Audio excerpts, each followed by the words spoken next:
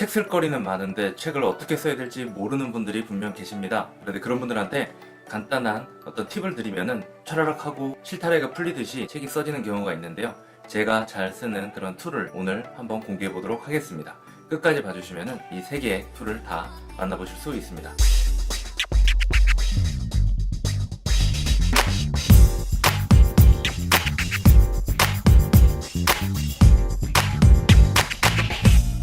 저는 보이지 않는 영역인 마음에서도 황금을 만들고, 그리고 보이는 영역인 현실에서도 돈을 만들어내는 법을 계속 가이드하고 있는 컨텐츠 연금술사단의 신태순입니다. 오늘 말씀드릴 내용은 앞서서 말씀드렸다시피 우리가 책 쓸 때 굉장히 많은 것을 가지고 있다고 생각을 하지만 그것을 어떻게 풀어낼지 모르는 분들을 위한 그런 팁입니다. 딱 세 가지만 기억을 하시면 되는데요. 굉장히 도움되시니까 꼭 집중해서 한번 봐주십시오. 그럼 그 전에 제가 왜 이런 이야기를 할 수 있는지에 대해서 궁금하실 텐데요. 저는 책을 조금 많이 쓴 편입니다. 보시다시피 여러 권의 책, 종이책부터 시작해서 전자책, 아마존 출간까지 많이 해봤고, 그 다음에 종이책으로 베스트셀러를 만들기도 했고요. 아마존에서도 꽤 좋은 성적으로 비즈니스 책 서적에서 100위권까지 갔던 경험이 있습니다.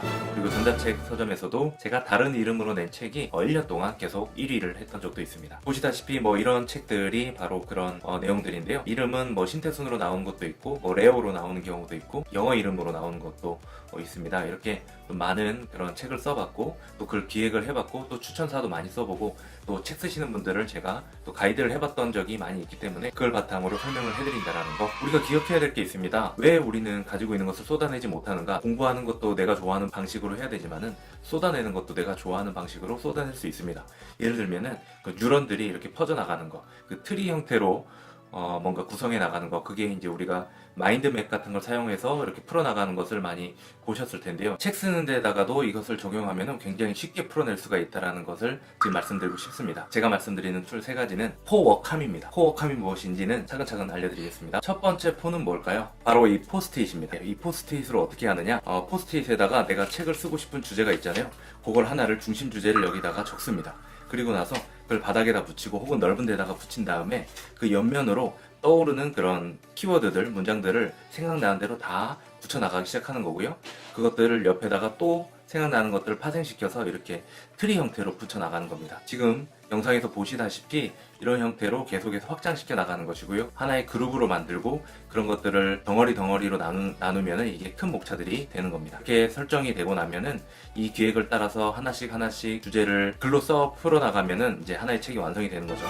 저는 이 방법도 주로 애용을 하고 이제 몸으로 하고 손으로 하기 때문에 굉장히 즐겁게 할 수가 있습니다. 두 번째는 바로 워크플로이입니다. 워크플로이라고 혹시 들어보신 분도 계시겠지만은 실제로 이번 책에서 썼던 그 워크플로이 내용을 한번 보여드릴 텐데요. 워크플로이라고 이제 한글로 검색을 해보셔도 로그인해서 회원가입을 해가지고 무료로 이제 사용을 하실 수 있는 거고요. 이렇게 트리 형태로 뭔가 만들어낼 수 있습니다. 그래서 제가 가칭으로 이런 책 제목을 적었던 게 여기 보이고 있고요. 여기를 이렇게 눌러보면은 제가 계속해서 주제를 써놨던 거, 포스트잇에다가 적어놨던 것들이 이렇게 큰 주제들이 이렇게 있습니다. 그 중에 이제 제가 쓰기 쉬운 것부터 이제 하나씩 써나가는 거고요. 그걸 써나가는 것도 이렇게 눌러보면은 요 안에 이제 하나씩 더 구체적으로 이렇게 내용을 써나가는 트리 형태로 구축을 하는 거죠.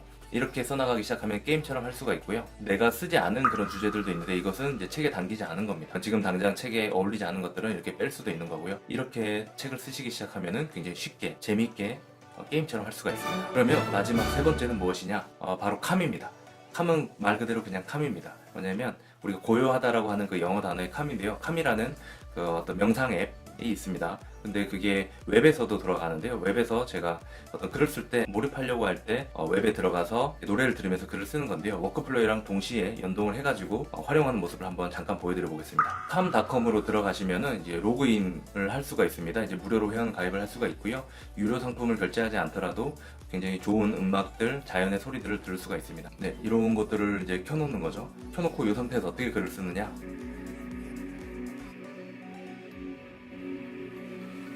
맥북의 경우에는 이렇게 웹에서 웹상에서 이걸 두 개를 합칠 수가 있습니다. 그래서 한쪽에다가는 내가 좋아하는 음악과 사진을 띄워놓고 그다음에 오른쪽에서 이제 글을 쓰게 되는 거죠. 그러면 몰입해서 콘텐츠를 만들어낼 수가 있습니다.